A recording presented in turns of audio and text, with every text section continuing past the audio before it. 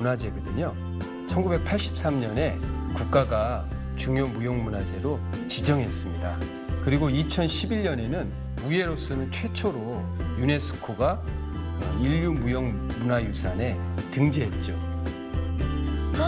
유네스코 인류 무형 문화유산으로 등재가 되었다고요? 그리고 세계 최초로요? 예, 세계가 인정한 거죠. 맞네요. 우리 고유의 전통 무예이자 세계가 인정한 문화재인 택견. 앞으로 많은 사랑과 관심 부탁드려요.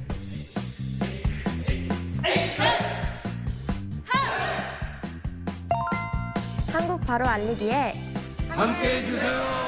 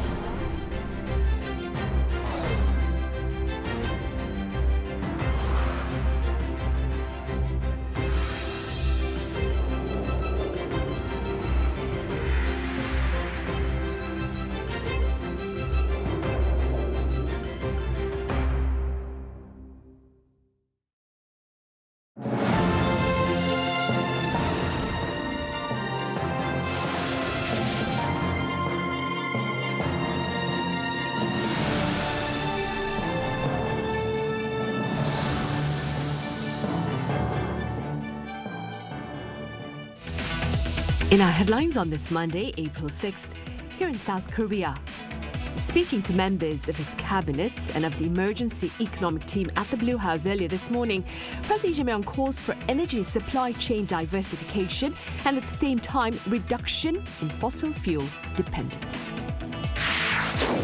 Also, on the local front, government officials attend a second session of interpellation on this Monday with the focus on the government's proposal for a supplementary budget to cushion the economic consequences of the conflict in the Middle East. Meanwhile, US President Donald Trump delays his deadline for Iran to open the Strait of Hormuz or face brutal assaults on its critical infrastructure to Tuesday 8 p.m. Eastern Time, while Iran vows to retaliate in similar manner to any US attack. We start with renewed calls by President Jae-myung for feasible alternatives to bolster South Korea's access to energy supplies to ultimately ensure a more resilient economic structure. Our Blue House correspondent Song Yu-jin reports. With the economic fallout from the Middle East conflict now a matter of how long rather than hypothetical, President Lee Jae-myung says South Korea must move quickly to overhaul its vulnerable economic structure. 취약계층의 어려움을 세심하게 살피는 노력과 함께 대외 변수와 지정학적 리스크에 취약한 우리 경제 구조를 근본부터 새롭게 개편하는 경제산업 대전환에도 속도를 내야 되겠습니다. Presiding over a cabinet/emergency economic meeting at the Blue House on Monday, Lee urged his cabinet to, number one, diversify energy supply routes, and number two, reduce the country's heavy dependence on fossil fuels. The immediate concern is crude oil.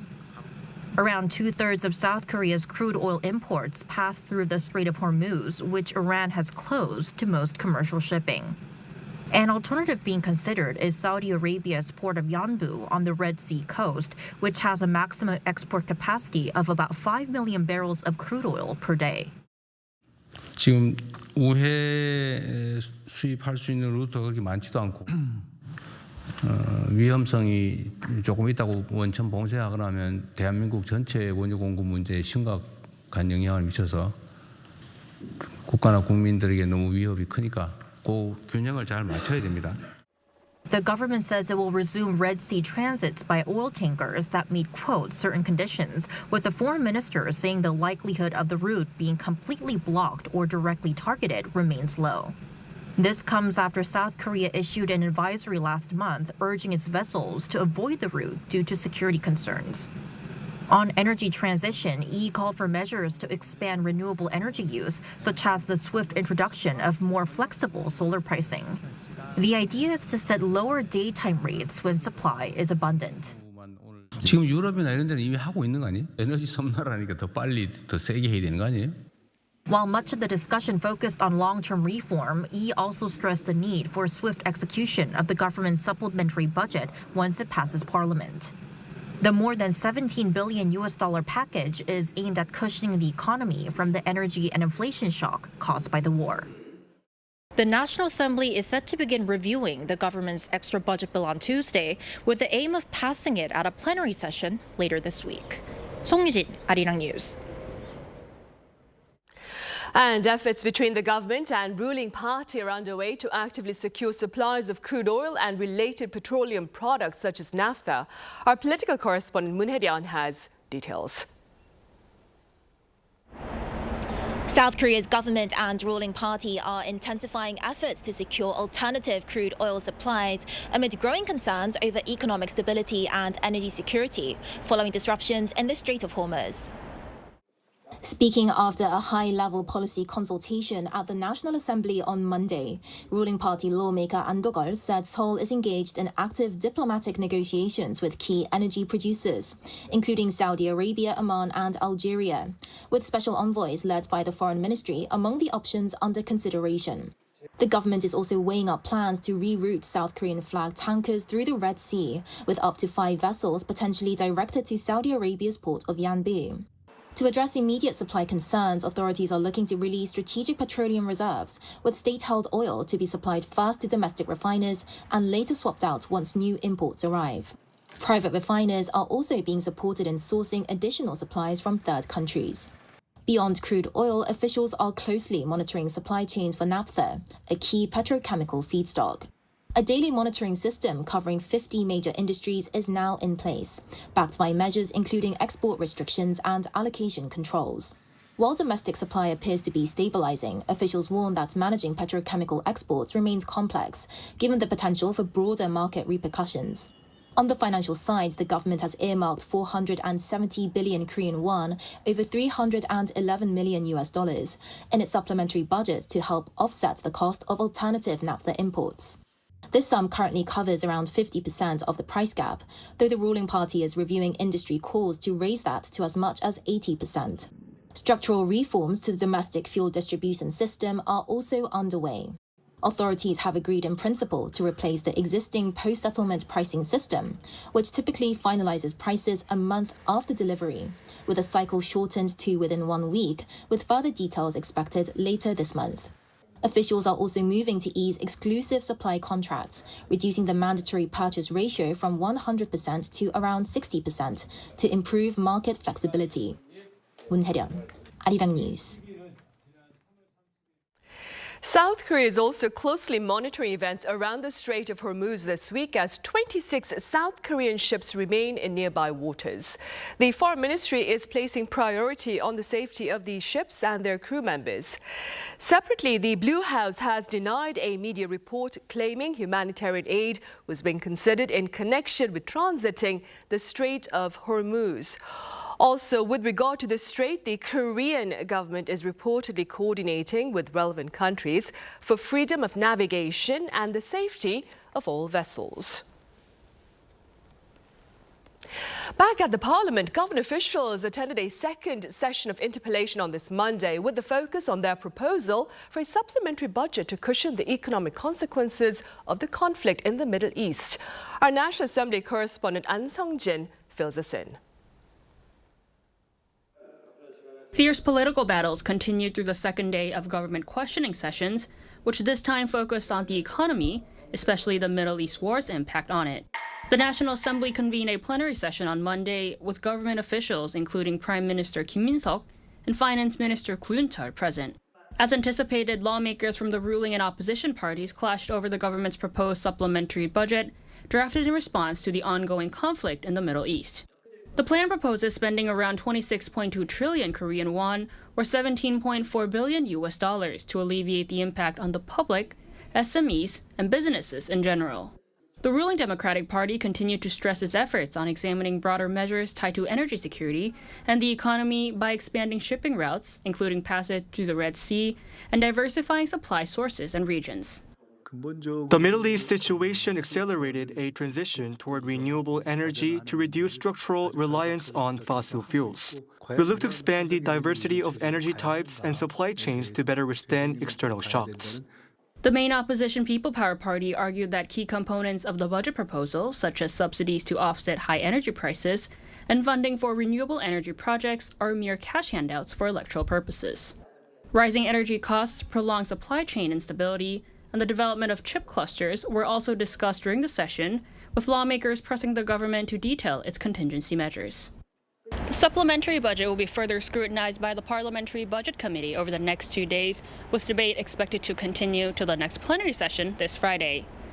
In the meantime, the National Assembly will hold its last questioning session on social issues next Monday. An Sung-jin, Arirang News. And U.S. President Donald Trump has delayed his deadline for Iran again to open the Strait of Hormuz to face brutal assaults on its critical infrastructure to Tuesday. Our Kim Do-yeon has the latest. U.S. President Donald Trump has extended the deadline for a negotiated settlement with Iran by 24 hours, giving Tehran until 8 p.m. U.S. Eastern Time on Tuesday to reopen the Strait of Hormuz. The extension was accompanied by a profanity-laced ultimatum on social media on Sunday local time, in which Trump threatened to turn Tuesday into, quote, power plant day and bridge day. Demanding the immediate reopening of the critical shipping lane, he also warned Iran's leadership that it would be a living hell if they failed to comply, underscoring his readiness to authorize massive strikes on core infrastructure. The social media post came just hours after a Fox News interview where the U.S. president projected optimism, stating that an agreement is highly likely by the new Tuesday deadline. He confirmed that active negotiations are currently underway. The aggressive public threats alongside diplomatic engagement appear calculated to reassure global financial markets while applying maximum pressure on Tehran. Trump added a final warning that if the current talks collapse, the U.S. will not hesitate to seize Iranian oil assets and systematically destroy key infrastructure. This follows a successful military operation deep inside Iranian territory. U.S. Special Operations Forces, spearheaded by Navy SEAL Team 6, rescued an American Air Force colonel, the second occupant of an F-15E Strike Eagle that was shot down over Iran on Friday.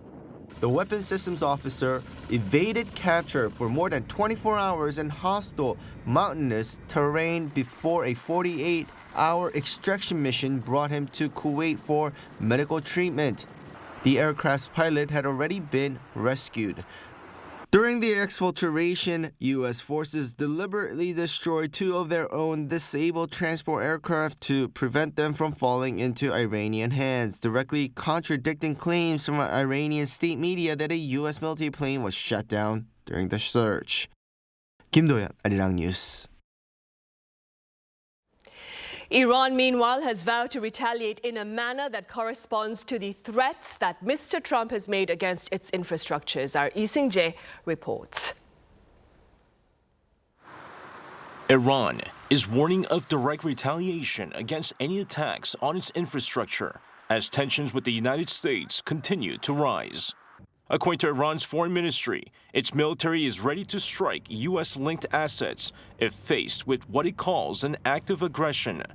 Spokesperson Ismail Baghai emphasized that any response would be proportional following threats targeting bridges, power plants, and other key facilities. Iran's reaction would be one of reciprocating any such attack. Our armed forces have made it clear that in case Iran's infrastructure is attacked, we would react in kind. The warning comes after Donald Trump issued a deadline for Tehran to reopen the Strait of Hormuz by Tuesday evening. In an interview with the Wall Street Journal on Sunday, Trump said if Iran fails to act, they won't have any power plants and they won't have any bridges standing.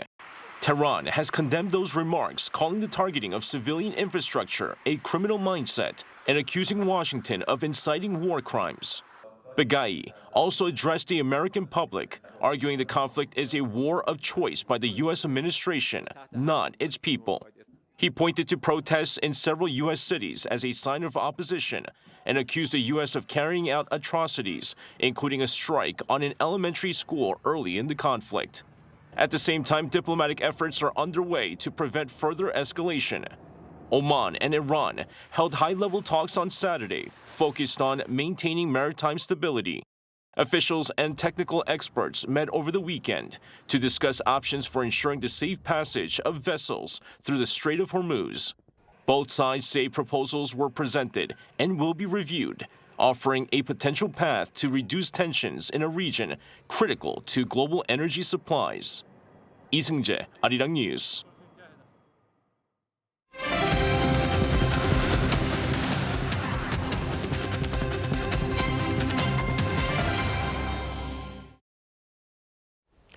K-pop sensation BTS has done it again. It's made history, this time with its new album Arirang, to become the first K-pop act to top the Billboard 200 chart for 2 weeks in a row.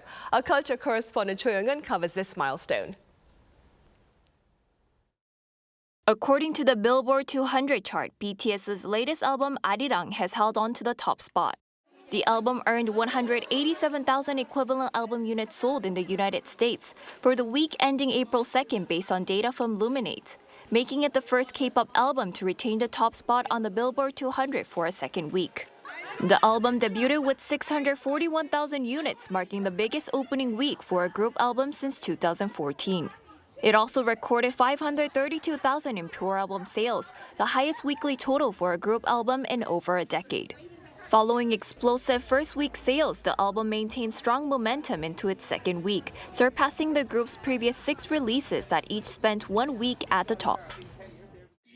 Spending more than 2 weeks at number 1 suggests BTS is attracting not only existing fans but also new listeners, reflecting a growing fan base, while strong performances from both the album and its singles further boost their chances at the 2027 Grammy Awards. The critic added that while many albums topped the Billboard 200 for just 1 week, BTS's expanded fan base has strengthened their chances of staying at number 1 more consistently. The 14-track album includes the lead single Swim, which debuted at number 1 on the Billboard Hot 100 last week. The achievement places among BTS's growing list of Billboard hits, joining the previous chart toppers such as Dynamite, Savage Love, Butter, My Universe, Permission to Dance, and Life Goes On. With BTS continuing its strong run, industry watchers are now turning their attention to how far the group can extend its historic streak. Choi Young-eun, Arirang News. And in other news, South Korea and France have agreed to work together to better protect key cultural heritage sites. The Korea Heritage Service announced on Monday that it signed a memorandum of understanding with France's National Center for Monuments to preserve Korea's Cheongmyo Shrine and France's Basilica of Saint-Denis. The two sides will boost expert exchanges and joint site visits, building on an earlier partnership in 2022. The agreement also comes in celebration of the two countries' 140 years of diplomatic relations this June. South Korea and the U.S. on this Monday launched a 4-week project in Gangwon-do Province ahead of an underwater search this coming August for the remains of soldiers killed during the Korean War. The month-long project focuses on on-site interviews with locals and inspections of facilities before the underwater mission. Officials aim to recover remains and collect evidence of a military transport plane that crashed in November 1952 due to an engine malfunction while it was flying from Gangneung to Pohang. 9 people, including the pilot, were reported missing. One of the missing is a South Korean soldier. Researchers here have developed an indoor hive system aimed at protecting bees from fatally misreading the season. Our Kim Sa-young explains. Inside the storage unit, beehives are stacked neatly on top of one another. The temperature is kept at around 5 degrees Celsius, while humidity is maintained below 70%. If daytime temperatures stay above 12 degrees Celsius for 3 days in a row during winter, queen bees start laying eggs, mistaking the warmer temperatures for the arrival of spring. But once that happens, the lifespan of worker bees can fall from 150 days to just 40. To prevent that, researchers at the Rural Development Administration have developed an indoor hive storage system. The system uses a special dehumidifying method. Because excess moisture inside the storage unit can weaken the bees, the system removes water from the air by turning it into frost. The unit also uses low-noise motors and red lighting that bees cannot see, helping to keep them undisturbed during the winter. Humidity control is especially difficult in low-temperature storage. In early winter, particularly in November and December, frequent rain can push humidity levels much higher. We developed this technology to prevent that from happening. The Rural Development Administration has also developed a water pack insulation technology for beekeepers who keep their hives outdoors. The hives are wrapped in flat, water-filled packs mixed with magnetite, a naturally occurring iron oxide mineral. At night, the water freezes and releases heat. During the day, it melts and absorbs heat. By using this process, the system cuts temperature swings inside the hive by more than half. Hives without the water packs did not seem to recover as well in the spring. But inside the hives with water packs, far more bees become active. The Rural Development Administration says it will continue testing the technology through 2027 and begin supplying it to beekeepers nationwide in 2028. Kim Sa-young, Arirang News.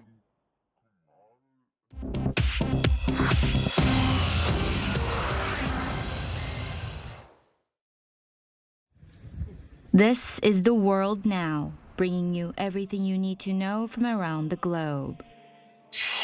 Serbian authorities on Sunday discovered explosives planted near a pipeline in northern Serbia, which carries Russian gas into Hungary. The discovery comes just 1 week before Hungary holds its national election. Hungary's Prime Minister Viktor Orban called the incident sabotage and blamed Ukraine. Ukraine denied it and called it a Russian false flag operation designed to influence the Hungarian vote.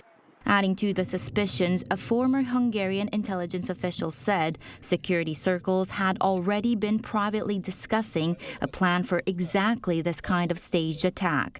Serbia's military intelligence chief said the explosives were made in the United States and authorities are hunting a suspect with military training.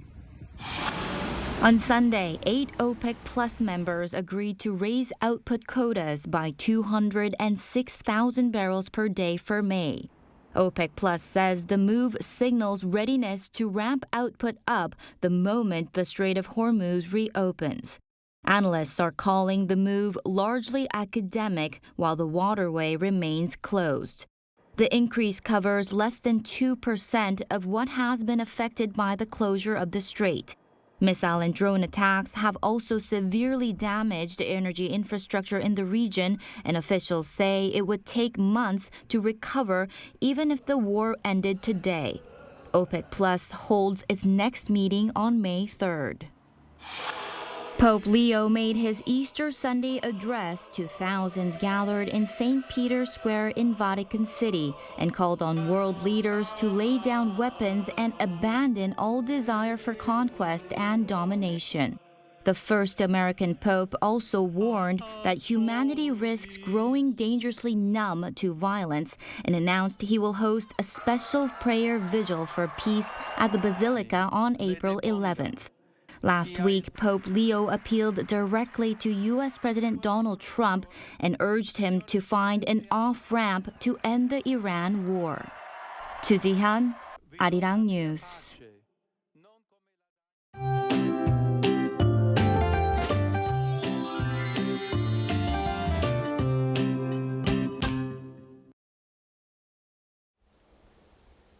The weather is changing quite quickly. Rain will clear out and cooler northwesterly winds will move in this afternoon. Temperatures will drop sharply by tomorrow morning, bringing cooler than usual conditions for this time of year. So be sure to dress warmly when heading outside and take care of your health amid the sudden temperature changes. Tomorrow, frost is also expected mainly in inland Chungcheongnam-do Province and Jeollado provinces, so extra care is needed to protect crops. Meanwhile, strong winds will continue through tomorrow morning in the mountainous regions of Gangwon-do Province and the northern Gyeongsangbuk-do Province. Gusts will be reaching around 20 meters per second. Most coastal areas and Jeju-do Island could also see strong winds, with gusts up to 50 meters per second. Tomorrow, Seoul will start the day at 3 degrees Celsius, Chuncheon at 0 degrees, Busan at 7 degrees. Then by the afternoon, Seoul will get up to 13 degrees, Chuncheon at 14 degrees, Jeju at 13 degrees. Another round of rain is expected nationwide from Thursday into Friday, bringing frequent spring showers. But temperatures will rebound again over the weekend, with highs returning to around 20 degrees.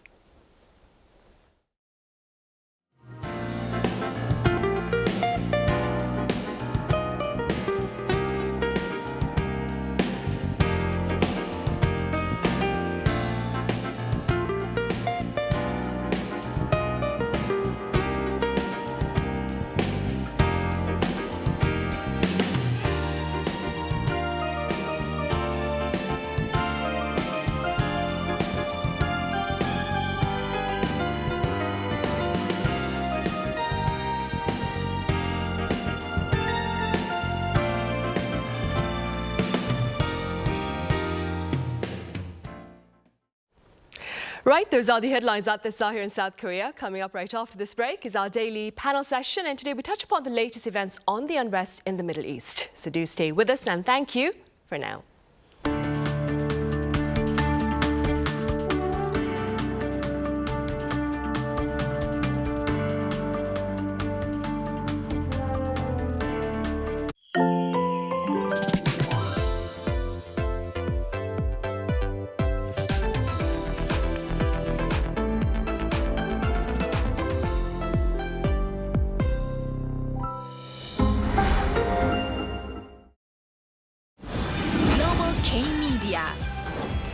Arirang.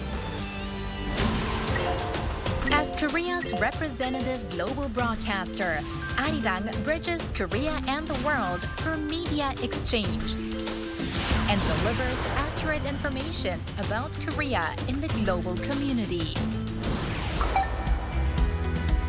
Arirang analyzes the major issues in Korea.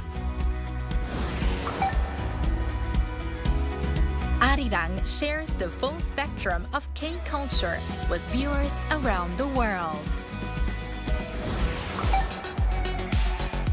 Arirang communicates with the world through global campaigns that address various topics.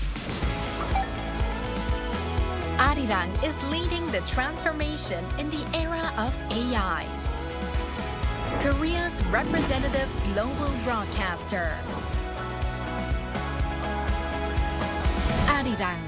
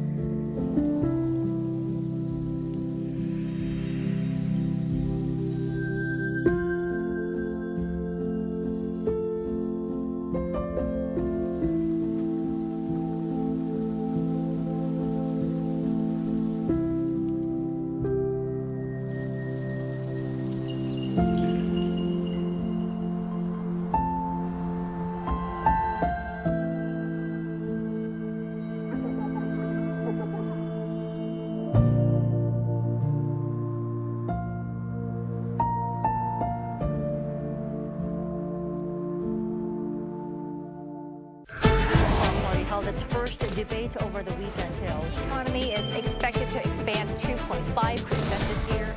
Putting Korea's ties with its global partners on the sidelines of the Status UN summit. A massive drone attack on Ukraine overnight on Monday and Tuesday.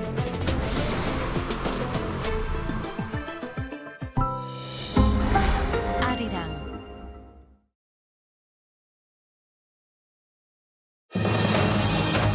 U.S. President Donald Trump has delayed again his deadline for Iran to seal a deal or face severe strikes on its civilian infrastructure in a profanity-filled social media post this past weekend.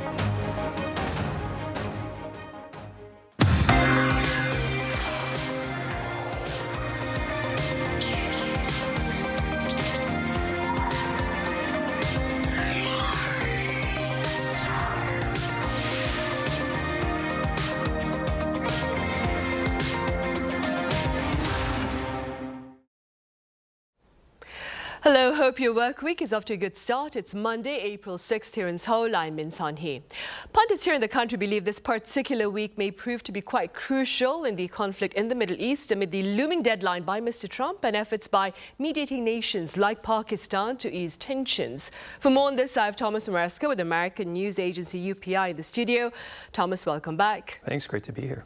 I also have Chloe Bogneau with French broadcaster France 24. Chloe, it's great to have you with us. Hello, it's a pleasure to be here. Thomas, let's start then with yet another extension by Mr. Trump of the deadline for Iran to open that is, the Strait of Hormuz.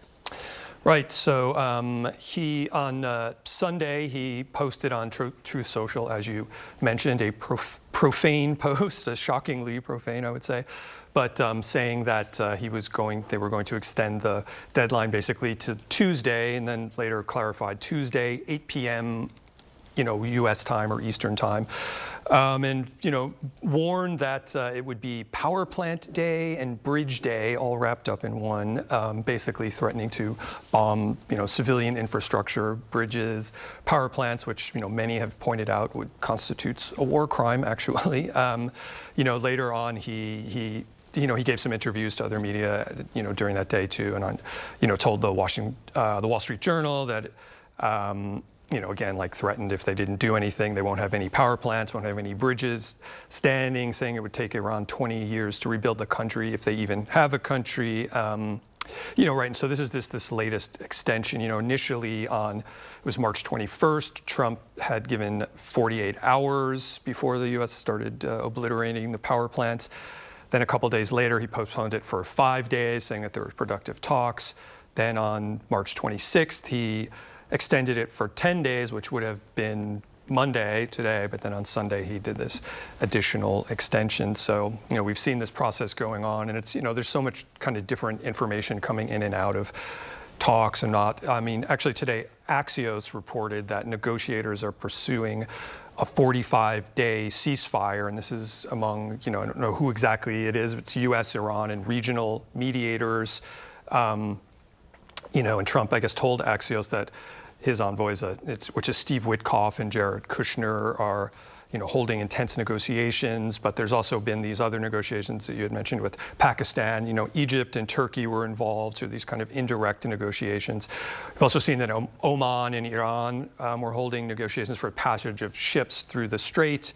And, all these steps along the way, you can see markets reacting up and down, like we've seen here in Korea, every day the Kospi is jumping on some news, going down on others. Like on Friday, it kind of went back up because of this thought of, okay, maybe they'll negotiate some passage of the strait. But again, so, at this point, I guess we'll see what happens tomorrow. I mean, obviously here in Korea, throughout Asia, a lot of the rest of the world, Europe too. I mean, it's already feeling the brunt of this in a way that maybe, the U.S. is seeing it at the gas prices, but here in Korea, we're already seeing, discussions of rationing vehicle use and even, rationing the use of plastic garbage bags for trash. So, it's worse in Southeast Asia. I had a friend in Manila saying that it's basically already it reminds them of the COVID period. Nobody's going out, nobody's moving around, because of this gas shortage and fear of more shortages. So, we're all already feeling the brunt. yeah, I guess we'll see what happens when with the new deadline. With the new deadline set for tomorrow, Tuesday 8 p.m. Eastern time, which would be 9 o'clock in the morning on Wednesday, South Korea time. Yes, correct. Right. Chloe, as Thomas just said, Mr. Trump has reaffirmed, that is, his resolve to wreak havoc in Iran if the Strait of Hormuz is not opened. Could you tell us a bit more about this, as well as Iran's response to this new threat? Yeah, so as Thomas was saying, if you look at the Truth Social account of Donald Trump, you can see a large amount of different ultimatums. So the one we can speak about is the one that he posted on Saturday on his social media, where he was giving a 48-hour deadline to reopen the Strait of Hormuz, or, and I'm going to quote him, "hell will rain down." So the idea was for him that the Strait of Hormuz has to be open. He's been very adamant on that, saying that this is the main thing that should happen for a ceasefire or any negotiations to go on. At the time, we could say that some Republicans were also very strongly following on Donald Trump's idea. One of the Republican senators was praising this ultimatum, saying that massive military operation awaits Iran if they choose poorly.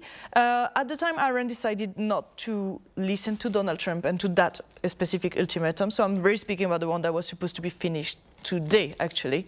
So not the new one that was set up for tomorrow night. So the answer from Iran came through the French press agency, AFP.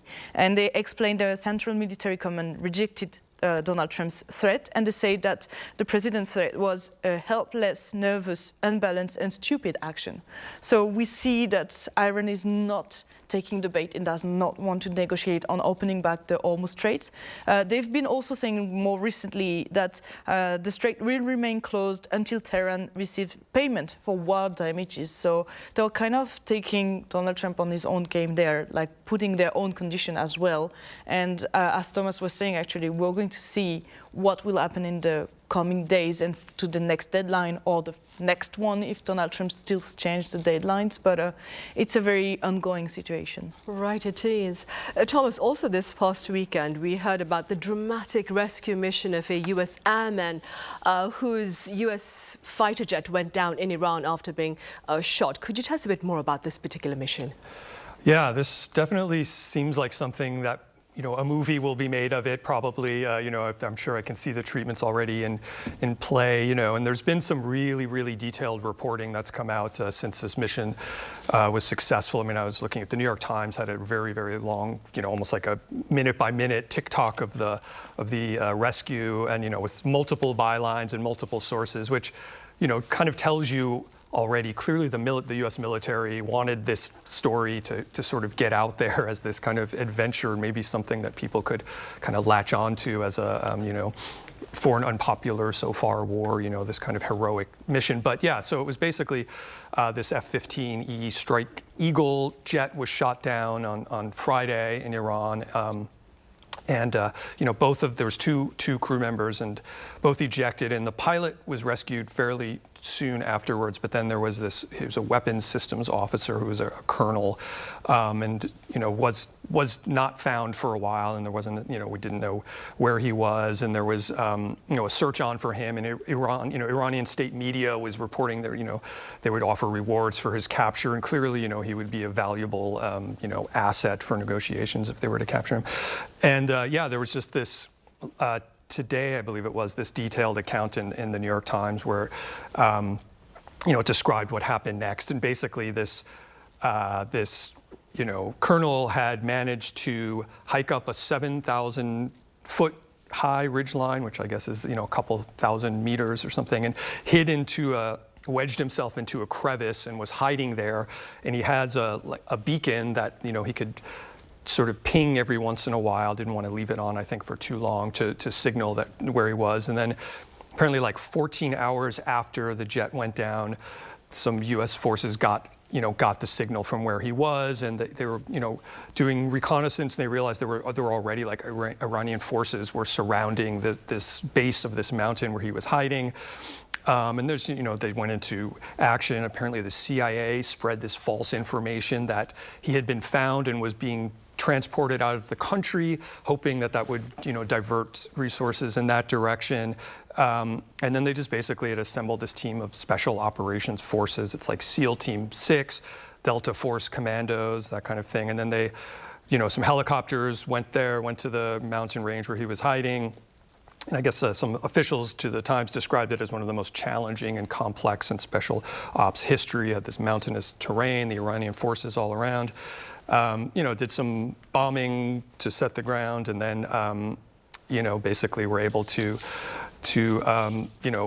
parachute in and whisk him away. And then even apparently there's this final twist where they had set up like a landing strip or a runway that off in the sort of sandy desert area within Iran. And when they got there, these C-130 transport aircraft were stuck in the sand, and they had to wait to bring more planes in. And so eventually they extricated him. And it is this, incredible story of operational success and brilliance. But, at the same time, from a kind of stepping back from a journalistic perspective, you realize, okay, this is a story they were very eager to share the details of. In a sense, it does give you something to kind of maybe to the public to latch onto and see this, sort of stories of heroism, again, in a war that otherwise has been very, undefined as to why the U.S. is doing it and what the objectives are, and has been unpopular. So, this is a story of, it's an incredible tale. Obviously the operational success. It's great to know that he's safe and sound. Yeah. I was aware he tried to evade capture for 36 hours deep in Iran before he was rescued, of course. Yeah, it is amazing. Right. Yeah. In the meantime, Chloe, let's move on then. What appears to be the status of ties between Europe and the U.S. amid the unrest in the Middle East? Well, we could ask ourselves if we're at a breaking point, actually. It's been said by a few pundits and in a few European medias. So from the United States perspective, Donald Trump is quite unhappy with the fact that the European allies have not been joining in on the war in Iran, when he asked for multiple people, also to South Korea and Japan at the time, to join the forces to reopen the Strait of Hormuz. So Donald Trump has said quite a few times already that he's unhappy with the allies and the European allies not being there when he needed them, while he was, well, not him, but the United States were there when Europe needed him. So on the other side, the European Union's members are just saying like they're not okay with being dragged into a war that they've not consent to, that they have not even been consulted on. It's true that it's against international order, it's against multilateralism, that are elements that are quite important for the European nations. So it's obviously quite hard for them to be getting into the war game that's the US has been playing there. And it's just obviously a very strong and point of tension now, but it's been going on for months, the unhappiness between the US and Europe with the tariff wars that Donald Trump has been imposing on every other countries, the threats to leave NATO that he has been doing again. He's always questioning the fact that the US could leave NATO, the pressures to allies to spend more money on their defense budget. So it's been happening also here in South Korea, it's been happening in Europe as well. And now there's the thing that the European Union knows that the US were, after the World War II, after the Korean War, they were kind of the key country for this new order of the world, with more peaceful. So, for example, NATO was made to make sure that war should not be happening again, and that multilateralism and international order should be followed. So the fact that this main player is not the one who's jeopardizing the international order is kind of a hard truth for the European nation. And we've seen it, for example, very recently on Thursday and Friday. Emmanuel Macron, the French president, was here in South Korea. Before that, he was also in Japan. And he's been saying for all the days that he's been here that now to stay independent. Countries the size of France, of Japan, of South Korea, so smaller, like he was also speaking about Canada, for example, saying countries who want to stay independent from the US should kind of unite and collaborate together to try to also reach their part and show in the diplomatical order what they are thinking about. And he was also saying that Europe now can be considered as more of a good partner for South Korea, for example, because he said we are predictable, unlike the United States. So that's the I would say one of the important things for the European Union members now is seeing that this very historical ally and strong ally that the United States are is kind of being unpredictable and more so every day. So I don't know how much further it could go before the countries might be speaking against the US with more. Right, and against the backdrop of these tensions between Europe and the US, with regard to the Strait of Hormuz, Thomas, I understand that Iran has offered an alternative to Europe and Asia with regard to transiting this particular region. Could you tell us a bit more about this option and its broader implications? Yeah, sure. Well, one of the an Iranian official, the head of Government Information Council, had announced on state TV last week that he had extended this offer to European, Asian, and Arab nations to negotiate transit access through the Strait of Hormuz.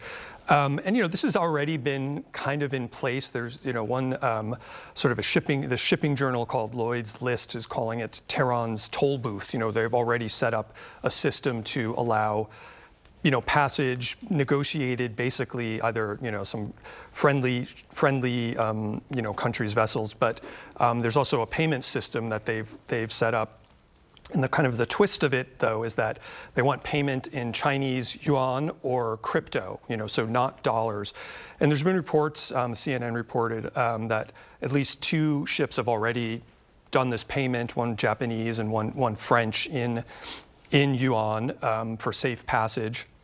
And so, just obviously setting up this system in the first place is a big change in the way that the oil and gas has flowed through that strait. But, some analysts have hit on this bigger picture, particularly as regards the currency side of it. That is, the Deutsche Bank did an assessment last week basically saying that this might trigger a challenge to the petrodollar system, which has really been in place for more than 50 years, where the U.S. and Gulf states basically agreed to, just set the price of oil to the dollar, and that's been in place for decades, and it kind of ties to the whole U.S. as a world's reserve currency, which has been in place even longer than that.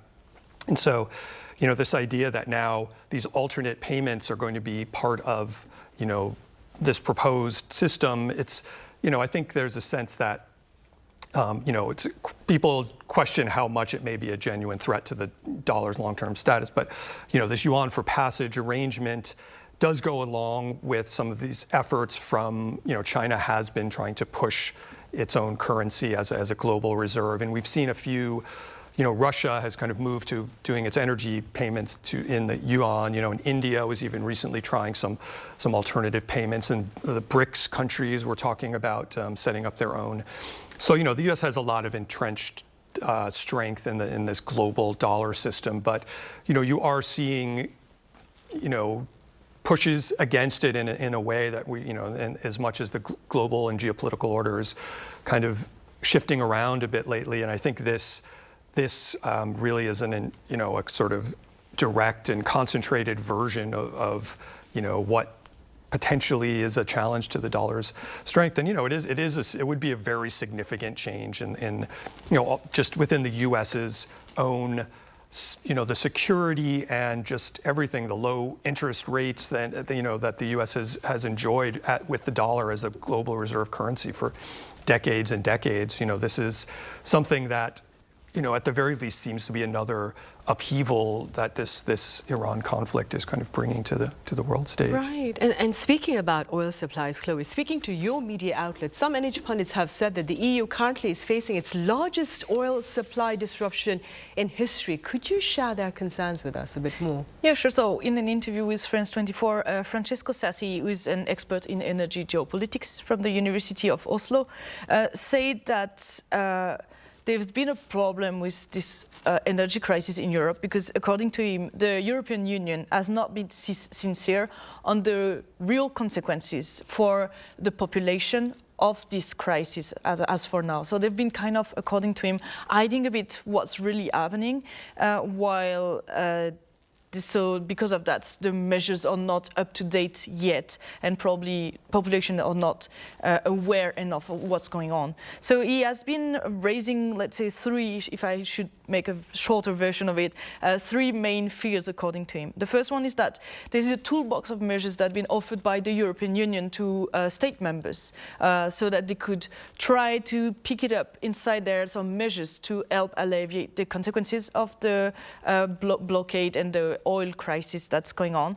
But he said that the problem is that the longer the blockade of the Strait of Hormuz goes on, the more severe the measures should actually be. And he said that there's probably a delay there happening. And it's, according to him, the fear is that national government might at one point take action for their own countries without looking at the European level. And so they might take actions to put subsidies to make sure that people don't feel too much the cost of energy rising, or they might do action to secure by themselves some oil or energy supplies elements, and that would have very strong consequences. That would be like raising the cost of oil for all of the European Union.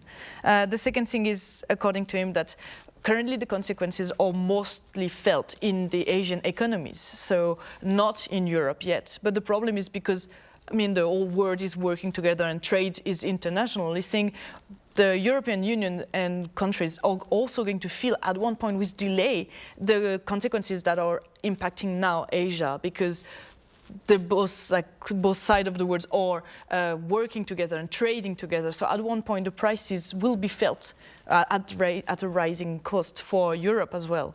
And the third thing is, according to him, free flow of energy supply is one of the main fundamental laws of international trade. So it can only work because everyone can get access to energy. But he say because now we're seeing unilateral blockades like the one with Iran and the Strait of Hormuz, is also saying that, for example, the Houthis could be doing the same from their side. So international markets will suffer, and he thinks that new alliances will probably be seen in the upcoming months, for example, between people who could provide oil and the ones who want to buy it. And he was, for example, giving the example of Russia. That could be one of the new provider and making the world exchange a bit different now with Russia coming back onto the international scene. Right, I see. Thomas, we have time for one very quick, brief question I'd like to touch upon. It's about the speculation with regard to a potential ground invasion by U.S. troops into Iran. Very briefly speaking, what are some potential scenarios that have been shared? Well, you know, there are multiple scenarios. I think a full-scale ground invasion is seen as incredibly challenging, much more difficult than something like the invasion of Iraq. Iran is much larger, has 90 million people, very mountainous, and has around 1 million troops, apparently 4,000 tanks or so. And I think the challenge would be coming from these drone swarm attacks, ballistic missiles, and the Pentagon war gamed it out last year and basically said it would require hundreds of thousands of troops, years of occupation, and massive casualties. There's been other speculation that an attack might just be more focused. There's been a lot of talk about Karg Island, which is the kind of hub of the Iranian oil processing in the Strait of Hormuz, and even that may be more manageable in scale, but would also potentially have a lot of knock-on effects of just regional responses from Iran could respond to attacking other regional oil supplying things, and it would be. I think everyone thinks it would be incredibly challenging. At the same time, there are signs that the U.S. is potentially preparing for that. Last week, they doubled the number of A-10 aircraft, which are these close air support aircraft that are often used in conjunction with the ground attack. And there's something like 50,000 troops already in the region. So there are signs that Washington is definitely considering it, but I think everyone agrees that it would be, extremely challenging and potentially, enormously costly in a way that we haven't really seen before. Right, I'm sure many are hoping that will not be the case, though, ground invasion. All right, Thomas, I'm afraid we'll have to leave it there. Thank you so much for your time and your thoughts. Thank you. Chloe, thank you very much for your insights. Thank you. Right, that ends this edition of Press Perspective. As always, thank you for watching.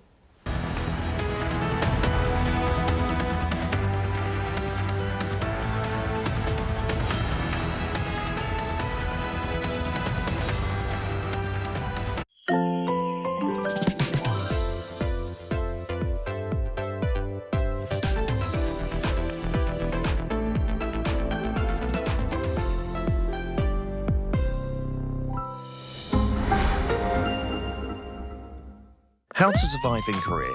Workplace. Step 1. Lunchtime. The most important morning routine is to check today's menu.